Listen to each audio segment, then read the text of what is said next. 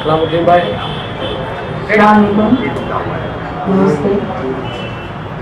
आज की ये प्रेस कॉन्फ्रेंस कुछ मुद्दे जो चल रहे हैं शहर में, कुछ मीडिया के जरिए से लोग चला रहे हैं, कुछ अपने मतलब कुछ पर्सनल जो है इंटरव्यू देके एक अलग माहौल बनाया जा रहा है, उस पर ये प्रेस कॉन्फ्रेंस की जा रही है।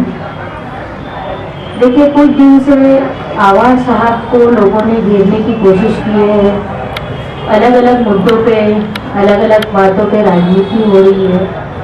तो अगर मतलब यहाँ पर हम लोगों का आज खास करके राष्ट्रवादी पार्टी के हम लोग तो सब नगर सेवक हैं, एक बात क्लियर कर देना चाहते हैं कि हम लोग कहीं पे नहीं जा रहे हैं। हम आवाज आपके आप लोगों ने तो पूछा ही नहीं ना आप लोगों को कहीं जा रहे हैं क्या? नहीं रफीक भाई, आपने नहीं पूछा है।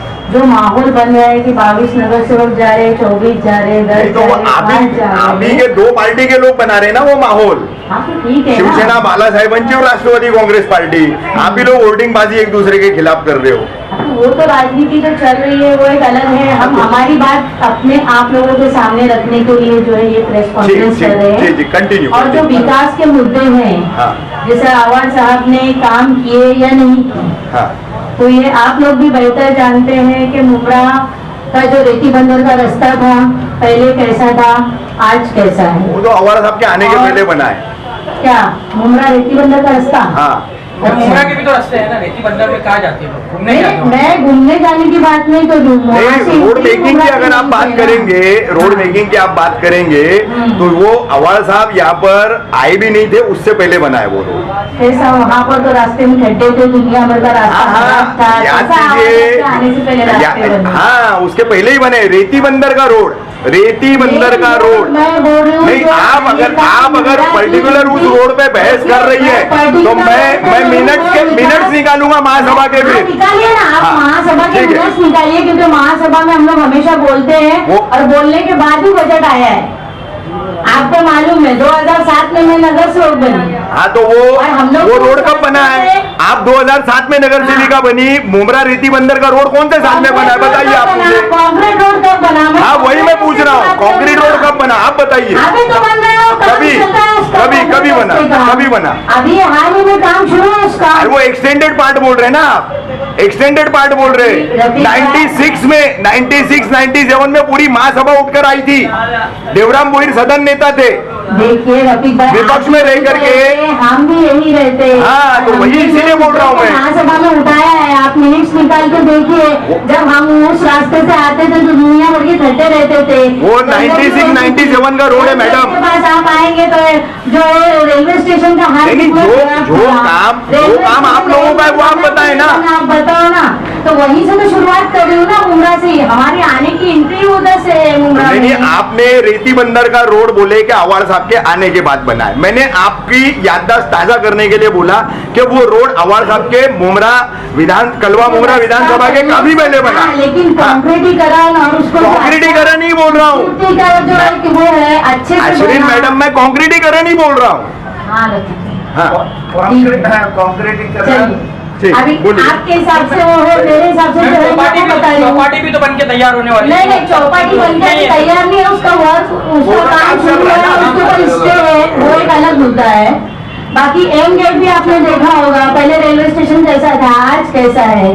काम हो रहा है ना, काम हो रहा है कि नहीं हो रहा है? अभी उनका जो कहना है कि काम हुआ ही नहीं। ठीक है, हम नगर से जब महासभा में बोलते हैं तो उसके बाद भी आगे जाकर तो बजट मिलना भी जरूरी रहता है। तो बजट के लिए कहीं ना कहीं आवाज साहब ने हमको पूरा सपोर्ट किया है। जब जमदेव साहब पहले थे उस वक्त उन्होंने सिर्फ मंजूरी दी थी, उसके बाद अमल बजावनी जो हुई है आवाज साहब के आने के बाद उन्होंने जो है बड़ा बजट का जो फंड था, बड़ा फंड, वो जयसवाल साहब के आने के बाद से उन्होंने लिया है वहाँ से। क्योंकि एक वक्त में महापालिका एक वक्त में ऐसे हाल में आ गई थी कि वो अधिकारियों का पेमेंट भी निकालने के लिए नहीं था। सड़क नाले गटर बनाना ही विकास है क्या? विकास की पूरी परिभाषा क्या है? What is the definition of development? देखिए, मैं जो मेरे हिसाब का डेवलपमेंट है मैं उसकी बात कर रही हूँ। डेवलपमेंट का डेवलपमेंट होता है। जानकारी नहीं है, मैं एक छोटे से नजर से लेता हूँ। मैं मेरे अपने जो इलाके में जो मेरे नजर के सामने काम हुआ मैं उस पर ही बहस करूंगी ना। नहीं तो आप अपनी वार्ड की बात कीजिए, फिर आप आवाज साहब की बात मत कीजिए। आवाज हमारे नेता है, अगर हम उनकी पार्टी के नजर से हो गए और उन्हीं के ऊपर अगर कंट्रोवर्सी हो रही है तो बोलो ना, आप सड़क नालों में क्यों बोल रही है? तो डेवलपमेंट किया ही नहीं है। कंट्रोवर्सी है। आपके आवाज आपने औरंगजेब रहमतुल्लाह अलैह की शान में जो गुस्ताखी की उसकी कंट्रोवर्सी है। अरे बाबा, आपको दिया। हाँ तो उसमें भी तो जानकारी दिए ना, खुलासा दिया। नहीं मैम, वो खुलासा नहीं है मैम। मैम बड़ा डिप्लोमेटिक जवाब था वो, उसमें थी जैसा मतलब उन्होंने अवार्ड साहब की तरफ से माफी मांगी, जबकि जिसने कहा उसने माफी मांगनी चाहिए थी। यहाँ पे मैंने विकास के मुद्दों को लेकर जो मेरी तरफ से मेरी नजर में ऐसा है कि आवाज साहब ने काम ही नहीं किया है। आवाज साहब ने काम नहीं किया है। अश्विन मैडम, एक मिनट माफी चाहूंगा, आपको रोक रहा हूँ। आप बैठी है, रेहान भाई बैठे हैं, जफर भाई बैठे हैं, संगीता भी बैठी है, बाकी के सब लोग हैं। आप मुझे बताओ पिछले कई दिनों से जो भी महीना 2 महीना जो भी चल रहा है उसमें विकास की कोई बात या उसको लेकर कोई कंट्रोवर्सी है क्या? कुछ लोग टोरेंट को लेकर मुद्दा कर रहे हैं, आपको उस पर क्या बोलना है वो आप बोलो। लेकिन अगर controversy related to ex minister Jitendra आवाज तो वो रिलीजियस लेवल की, जैसे आज शिवाजी महाराज के वक्तव्य की हुई है, ठीक है। अभी हम भी जानते हैं उन्होंने कोई गलत वक्तव्य नहीं दिया शिवाजी महाराज को लेकर के। उन्होंने साफ सुथरा कहा है कि इतिहास में जो 2 संदर्भ है उसमें से एक संदर्भ आप हटा लेंगे तो दूसरा संदर्भ ऐसे ही अर्थहीन हो जाता है। लॉजिकल बात है उनकी, उसको कोई भी मतलब अक्ल वाला आदमी जो है ना तो इतिहास जानता है, महाराष्ट्र का इतिहास, हिंदुस्तान का इतिहास, वो नकारेगा नहीं उनकी बात को। लेकिन उसके पहले की जो कंट्रोवर्सी आप बोल रहे हैं तो वो औरंगजेब रहमतुल्लाह अलैह से जुड़ी हुई है, तो उसी पे आप बात करना चाह रही है क्या? नहीं, मैं तो जो काम हुआ है मैं काम के बारे में बोल रही हूँ। आप काम पे तो हर महीने में आप लोग 4 प्रेस कॉन्फ्रेंस करते हो। अच्छा करते हैं, लेकिन अभी आज ये उम्मीद जगी थी कि शायद औरंगजेब रहमतुल्लाह अलैह के मुद्दे पर आप बोलेंगे, इसीलिए सब जमा हुआ। सबसे पहले तो एक बात मुझे और पत्रकारों को पता नहीं, मुझे इंडिविजुअली बोला गया कि अवार साहब आ रहे प्रेस कॉन्फ्रेंस से, हम उसके लिया क्यों नहीं आए अवार साहब, इसका खुलासा आप लोग ऐसा अवार साहब के नाम पे मीडिया को क्यों बेवकूफ बनाया जा रहा है? बोला ऐसा वो बोलो आपने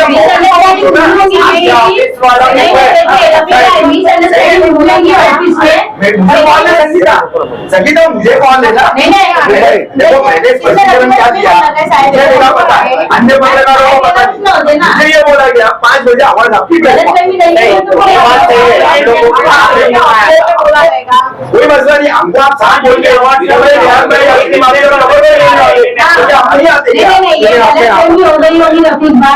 लोगों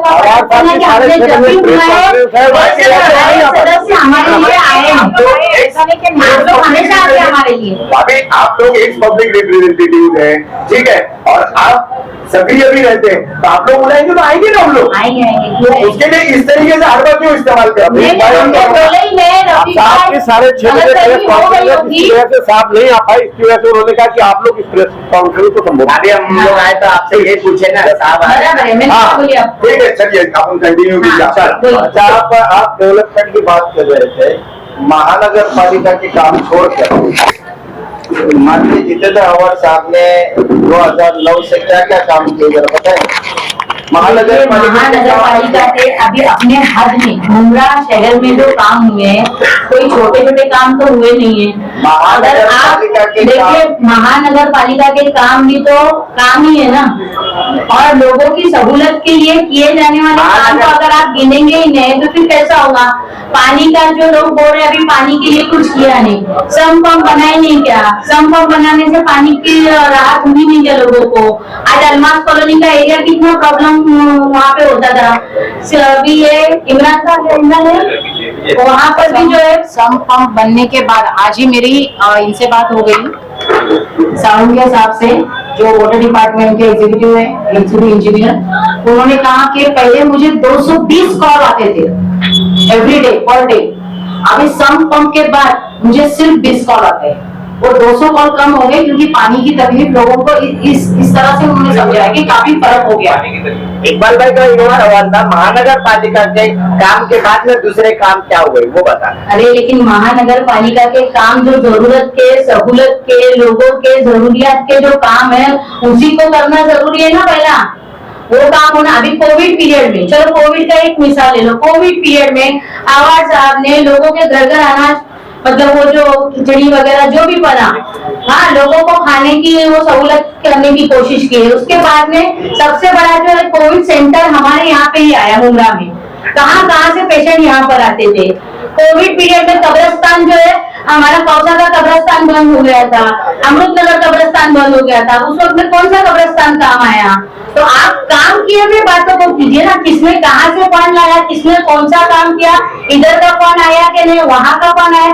काम होना ये अहम सबसे बड़ी जरूरत है क्योंकि हम 2000 हमारी जानकारी के हिसाब से मुंब्रा प्रभाग समिति से जितना टैक्स महानगर पालिका को जाता है उतना रिटर्न फंड भी नहीं आता। देखिए ये आपकी गलत फहमी है। अगर आप मिनट्स ओपन करके देखेंगे ना तो आपको पता चलेगा कि आपके यहाँ से टैक्स कितना जाता है और वहाँ से फंड कितना है। देखा है, आपको अमाउंट बता सकती है कितना जाता है? देखिए अभी अमाउंट तो मैं एग्जैक्ट आपको फिगर नहीं बता सकती हूँ, लेकिन हर महासभा में हम लोगों की चर्चा होती है, जिसपे फिर हम लोगों को ये बात सुननी पड़ती है कि आपके यहाँ से 60% कलेक्शन हुआ है, 45% कलेक्शन हुआ है। पहला जो शुरुआत का था, अभी तो अल्हम्दुलिल्लाह अपने यहाँ से रिकवरी थोड़ी अच्छी हो रही है, लेकिन पहले जो पुराना हमको बहुत कुछ सुनने मिलता था और वो लोग जो है बजट देने के लिए भी बहुत सारी आनाकानी किया करते थे।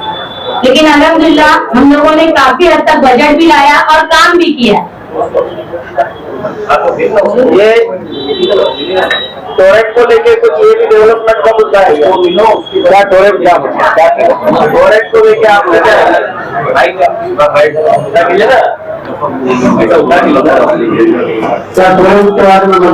पूछना क्या चाहते हैं? क्या असल में जबर भाई जी उन्होंने टोरेंट में बात की, देखिए बुरा मत मानिएगा, आप लोगों का स्टाइल ही गलत है जी। आप लोग किस मुद्दे पे प्रेस कॉन्फ्रेंस बुलाए हैं? अवार साहब आने वाले थे, अचानक अगर नहीं आए हैं तो क्या मुद्दे पे अवार साहब के आपको इंस्ट्रक्शन है कि आपको मीडिया को एज ए एक्स रिप्रेजेंटेटिव क्या बात करनी है? आप लोगों ने मैडम अभी आपने सवाल जवाब कर दिया, थोड़ा सा नहीं जो हमारा एतराज है हम बताया भाई एक बात सुनिए, वो अभी अपने विषय पे आ ही रही थी कि हम किस विषय पर आपको बुलाए हैं और हम साहब को क्या इंस्ट्रक्शन दिया। मैं चाहता हूँ 2 मिनट हम फिर स्टॉप हो जाते हैं, आप रिकलेक्ट कर ले फिर क्या मुद्दा। मैडम बोलेंगे पूरी में बात करते हैं, दाएं बाएं जाने की जरूरत नहीं ना। नहीं आप मैडम बताइए, आप बोलिए। उसी बात को डबल पहले दफा भाई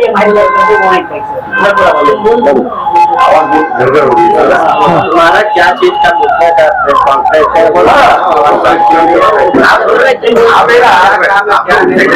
कॉन्फ्रेंस थी और जिस पर हम लोगों ने आपको बुलाया और आप लोग अपने टाइम में वक्त मुकर्रमा पे आप लोग आए, हम आपका सबसे पहले शुक्रिया अदा करते हैं।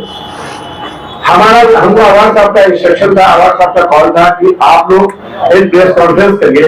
प्रेस कॉन्फ्रेंस में शहर में जो काम हुए, चाहे वो महानगर पालिका के हो चाहे साहब के काम, तो साहब ने किया है, साहब के प्रयासों से जो काम हुआ है उस विषय पर आप लोगों को आज बताइए। इसी सिलसिले में ये प्रेस कॉन्फ्रेंस बुलाई गई थी। बहुत सारी बातें, लेकिन नगर सेवक की एक हद है। नगर सेवक से अगर हम बहुत ज्यादा तवक्को रखेंगे, जो हमारी हद से बाहर का काम है वो अगर आप हमसे पूछेंगे तो हम आपको नहीं ये बोलेंगे, लेकिन जो हमारी बस में, जो महानगर पालिका के बस में था, हमने वो सारे काम करने की पूरी कोशिश की। हम ये नहीं कहते कि हमने 100% काम को कर दिया और हम 100% काम नहीं कर पाए। उसकी वजह ये थी कि 2 साल हमारा कोरोना काल में चला गया, जिसकी वजह से हम लोग बजट की बहुत परेशानी आई, बहुत दिक्कतें हैं। क्योंकि सबसे बड़ा मसला यहाँ पर जो था, कोरोना काल जब पूरे हिंदुस्तान में आपदा आई हुई थी, उस वक्त जो हमारे शहर में सबसे बड़ी जरूरत थी वो कोरोना हॉस्पिटल की जरूरत थी। वो हमारे माननीय कैबिनेट मिनिस्टर डॉक्टर जितेंद्र अवार साहब ने पूरी कोशिश करके पूरी कोशिश करके यहाँ पर हॉस्पिटल को कायम किया और मैं उसके लिए उनको मुबारकबाद देना चाहता हूँ और मुद्रा कोषा की आवाम को भी मुबारकबाद देना चाहता हूँ कि लोगों ने उसमें हमारा भरपूर साथ दिया और मीडिया के लोगों भी भरपूर साथ में मुबारकबाद पेश करना चाहता हूँ कि आप लोगों ने भी कदम से कदम मिला करके हमारा साथ दिया। वो बहुत बड़ा काम था। पूरे महाराष्ट्र से कोई ऐसी जगह नहीं थी जब लोग कहीं पर हॉस्पिटल के सारे महाराष्ट्र के हॉस्पिटल बंद हो चुके थे, तो ये मुंब्रा की सरजमीन की और मुंब्रा का ही एक कोविड हॉस्पिटल था जिसमें तमाम लोगों ने आकर के अपना इलाज किया और लोगों ने वहां पर आकर के बाकायदा वीडियो भी दिया कि हम टोकन से आए, कोई किसी ने कहा कि हम कहीं से आए। दूसरा सबसे बड़ा इशू था कब्रिस्तान का। ये कब्रिस्तान का इशू को लोगों ने कुछ लोगों ने सेंसिटिव बनाया, ठीक है, उसको हम ठीक है कुछ भी रहा होगा सेंसिटिव जो भी रहा होगा जो भी मुद्दे हैं ठीक है, लेकिन अगर कोरोना का लोगों ने सेंसिटिव बनाया कि आपने रिजर्वेशन घुमा करके अपनी जिद को पूरी करके सेंसिटिव बनाया। मैंने आपको बड़े भाई क्या आती है ये उसमें आप मेरी बात सुनो। Zafar Nomani please listen to me. जी बोलिए। आपने 12.5 एकड़ पे जो स्लाटर हाउस का रिजर्वेशन था वो वहां से गायब करके वहां पर 5 एकड़ का कब्रिस्तान स्लाटर हाउस शहर को रोजगार देने वाला था वो कहाँ है बताओ अभी आप एक बात सुन पहले अभी सवाल का जवाब आप इस सवाल का जवाब। अरे मेरी बात तो मुकम्मल स्लाटर हाउस की जमीन पर आपने शासन की मंजूरी के बगैर कैबिनेट की मंजूरी के बगैर आपने वहां पर कब्रिस्तान पारित करवाया, तो 12.5 एकड़ का शहर को रोजगार देने वाला स्लाटर हाउस का है। अच्छा अभी मैं क्या आप तो सुनेंगे, आप बात तो जवाब तो देने दीजिए। अरे आप बात तो बोलने दीजिए। आपके काम में इसी को बोलो। आप जब बोलेंगे करके तो कैसे बोलेगा कोई आप बोलिए, बोलने को दीजिए। मैं आपकी बात का जवाब नहीं दूंगा। बोलिए कब्रिस्तान की मैंने बात की, मैंने बात कहा कि कब्रिस्तान के बाद क्या ये शहर में आज से स्लाटर हाउस का मुद्दा बंद हो गया क्या? हम स्लाटर हाउस के लिए बर्दाश्त नहीं करें। स्लाटर हाउस अगर नहीं आएगा मैं क्यों ऐसी जरूरत आई कि स्लाटर शहर को कब्रिस्तान थी 2000 शहर को कब्रिस्तान की जरूरत थी, बहुत ही अहम जरूरत थी क्योंकि दोनों कब्रिस्तान में बोर्ड लगा दिया था कि हम वो भी मालूम है नमक कौन डलवा रहा था क्या कर रहा था। कब्रिस्तान के जो कब्रिस्तान के जिम्मेदार है वो जाने। हम ये जानते हैं कि शहर में एक कब्रिस्तान की जरूरत थी। आप भी जानते हैं, आप इस शहर के पुराने, हम आपको भी जानते हैं कि आप खुद जानते हैं कि यहाँ क्या मकसद है, तो कब्रिस्तान लाया गया। लेकिन नहीं आपने और आपकी पार्टी ने मुसलमानों का रोजगार छीनने की सुपारी बजाई। रफीक भाई कैसे आप ये कह रहे हैं हमने उस विषय को अगर बंद कर दिया हो, स्लाटर हाउस के विषय को बंद कर दिया, उसको छोड़ दिया हो, तो आप बोलिए नहीं चुके हो, नहीं क्यों छोड़ोगे? पिछले 1 साल में आपकी किसी प्रेस कॉन्फ्रेंस में स्लाटर हाउस का आपने क्या काम किया, क्या आपने उधर उसका प्रोग्रेस बताया? बताओ। एक साल में एक साल से तो हम खुद ही बाहर हो। 5 साल हो गया हमारे अंदर मार्च में कंप्लीट हो गया विकास कामों में पत्रकार परिषद। अरे हमारे जो काम हो गए हम वो कह रहे, जो होने वाले हमने तो बात नहीं की है ना। ठीक है, आप और आपकी पार्टी और आपके साथ बोलते सड़क चौड़ी हुई क्या नहीं हुई बोलते हैं ना जी। लोगों के कितने इस्तेमाल में बताओ, कितने शहर में पार्किंग जोन है बताओ। पूरा शहर नो पार्किंग के बोर्डों से आपकी मनपा ने पटा कर 1 मिनट पार्क कर रखा है, कहीं उसका डिवाइडेशन नहीं है। मनमानी लोग आपसे अलग अलग तरीके से जुड़े हुए लोग प्राइवेट पेन पार्किंग चला रहे, कौन दे रहा है उनको? वो लोग शहर में गलत करे, वो चाहे मेरा सगा भाई मेरा सगा भाई क्यों ना उस पर कार्रवाई की जाए। अगर हम उसको बीच में आते हैं संगठन की बात मैंने कहा कि पार्टी का तो निर्णय छोड़ दीजिए। मेरा सगा भाई अगर कहीं पर हॉकर की जगह पर कब्जा कर रहा है, हॉकर खुद अनलीगल कर रहा है, हॉकर की जगह पर कब्जा कर रहा है, पार्किंग कर रहा है, मुझे पर कार्रवाई करिए। जफर भाई आप सेंसिटिव है, रोड चौड़ा हुआ मैंने रोड का इस्तेमाल कितना है बता दो भाई। 22 करोड़ का एक्सटेंशन था वो। इसके साथ में एक और बात आपको बताऊं, मुंब्रा फीडर 1 का केबल, मुंब्रा फीडर 2 का केबल अंडरग्राउंड करने का काम वो 20 करोड़ का टेंडर कारपोरेशन ने दिया। वो केबल कहाँ है, कैसे अंडरग्राउंड हुआ ये बताइए। अभी साथ में चलते मैं आपको एक चीज बता दूं, उसका जो कॉन्ट्रैक्टर उसका नाम है सदा।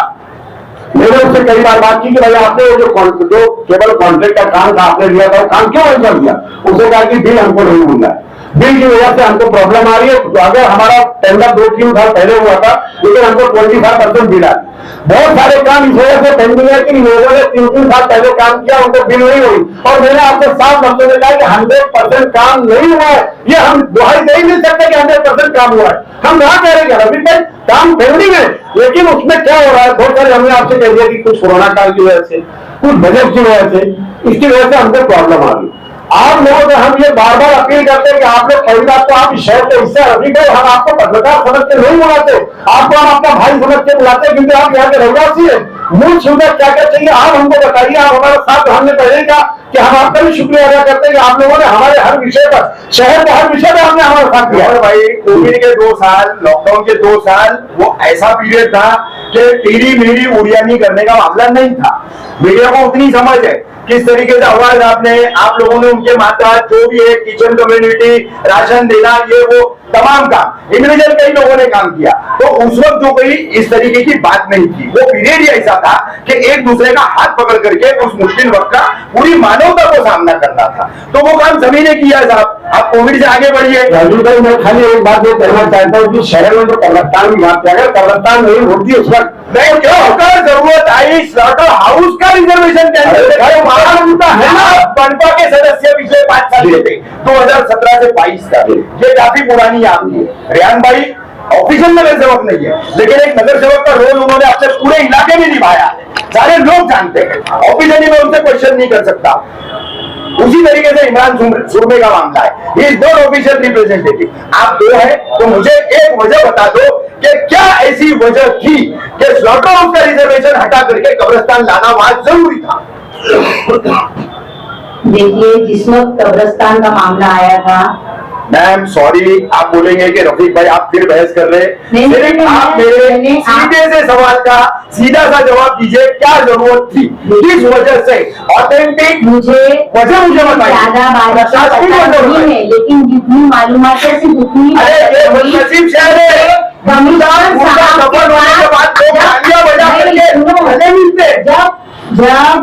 कमिश्नर साहब के जब कमिश्नर साहब जमीन के मामले में कि जमीन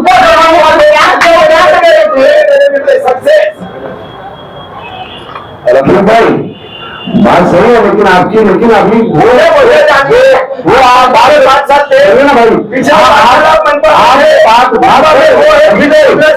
भाई मुझे बताइए हाउस का रिजर्वेशन रद्द करके वहाँ की वजह क्या थी? आप सुनील मैडम बोल रहे हैं, लेकिन आप जो बोल रहे हैं ताजी वजह सीधे सवाल का सीधा जवाब। कब आएगा शहर में, कब आएगा, कब आएगा? अगर आप सुनना ही नहीं चाहते तो मैं क्या कर सकती हूँ? मैंने क्या बोली, मुझे इसकी पूरी बारीकी नहीं पता है, जितनी मालूमात है मैं उतना ही बता रही हूँ। तो हम लोग जब कब्रिस्तान वाला मामला जब उठा था और जयसवाल साहब के सामने हम जब मीटिंग के लिए बैठे थे वहाँ पे, थाने के डॉन अब वो मुझे नहीं मालूम, आपने सामने उपाधि दी ना। तो उस वक्त में कहाँ की जाएगी, कहाँ की जाएगी, तो उस वक्त के बाद में जो जमीन है करके, और जब मित्तल की जमीन की बात आई तो मित्तल वाले को भी बुलाया गया। मित्तल वाले ने ऑब्जेक्शन लिया कि भाई मैं वो जमीन नहीं दे रहा हूँ। उसके बाद में कई वक्त बीता, मुझे नहीं मालूम उस पीरियड में क्या हुआ नहीं हुआ, और उसके बाद भी जो है यहाँ पे कब्रिस्तान बनाया गया है। तो मैं पूरी डिटेल आपको नहीं बता सकती और पूरा ये दावे के साथ में बोल सकती है हुआ है। मित्तल को बुलाया गया था और मित्तल ने उस वक्त ऑब्जेक्शन लिया था कि मेरी जमीन पे मैं स्लेटर हाउस बनाने नहीं दूंगा। जैन धर्म का था ना, सुपारी थी, देखो भाई सुपारी थी, मुझे नहीं मालूम है, मेरी जरूरत थी कब्रिस्तान। मैं उसी मुद्दे पे वहाँ पे मीटिंग में बैठी थी, बाकी मेरा कोई और नगर एक खुद की जमीन नहीं देता है, इतने अपने मुंडा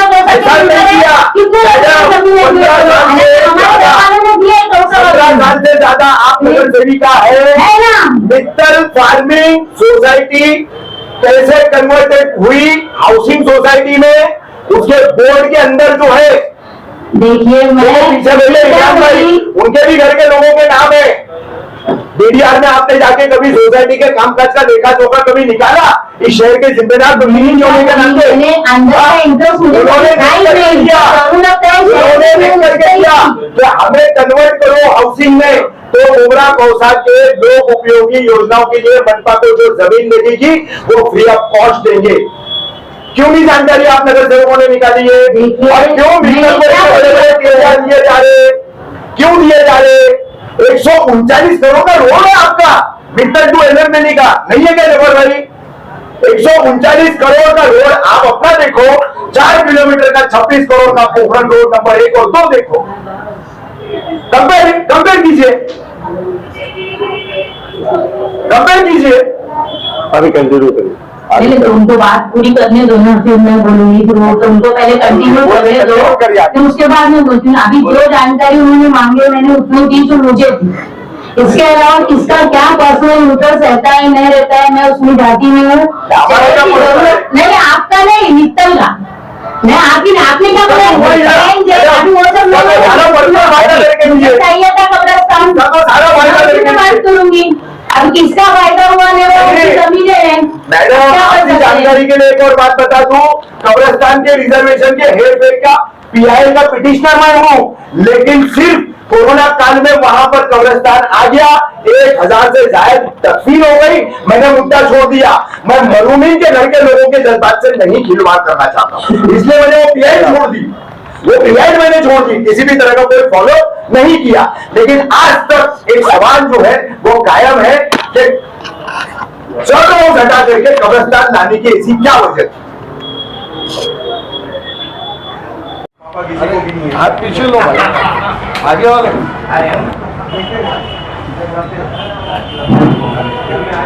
अस्सलाम वालेकुम। आज इस आप लोग सारे सहाफी जो इस पत्रकार परिषद में आए, मैं आप सबका शुक्रिया अदा करता हूँ। और फिर एक बात वापस से आपको कहूँगा कि शहर में जो आज मौजूदा हालात और जो सारी बातें हो रही थी कि सारे काम माननीय नगर सेवकों ने किया है, इसमें आवाज साहब का योगदान नहीं है, ये बिल्कुल गलत और बेबुनियाद बात थी। हर आदमी, हर नगर सेवक अपने वार्ड में अपना काम करता है और उसकी एक लिमिटेशन होती है, जहाँ पर वो अटकता है। हमारे कायद और हमारे आमदार डॉक्टर जनाब जितेंद्र अवार्ड साहब के साथ में हम कॉर्पोरेशन के हर उस ऑफिसर के पास, हर कमिश्नर के पास हमने गए और साहब ने वहां पर जाके, चाहे वो कोई भी बजट का हेड था, जफर भाई, चाहे वो आईडीपी का था जिससे नाले का काम हुआ, चाहे वो यूटी का था जिससे कॉन्ट्रैक्टाइजेशन हुआ, चाहे वो पानी की समस्या थी जो रिमॉडलिंग का साहब ने 200 करोड़ रुपया लाया, चाहे उससे वो काम हुए, चाहे वो पानी का स्टोरेज टैंक्स जो संपेन पंप का काम जो हमारे एमएमएलए में हुआ, अलमास कॉलोनी में हुआ, शानू भाई के वार्ड में हुआ, आज हमारे रशीद कंपाउंड के अंदर अम्बेडकर पाड़ा में एक बहुत बड़ा 10 लाख लीटर का टैंक चल रहा है। तो ये सारे काम उसी मार्फत, उस फंड्स की मार्फत हुए। तो ये बात बोलना और किसी पे आलोचना करना साहब पे कि उन्होंने कोई काम नहीं किया, बिल्कुल बेबुनियाद है। हम इसकी मजम्मत करते हैं और आप सारे सैफी, सारे रिपोर्टर्स जिन्होंने हमारा योगदान दिया, हमारे पास यहाँ पर आए, हमारी बातें सुनी इस पत्रकार परिषद के अंदर, मैं आप सबका तहे दिल से शुक्रिया अदा करता हूँ। शुक्रिया, अल्लाह हाफिज़।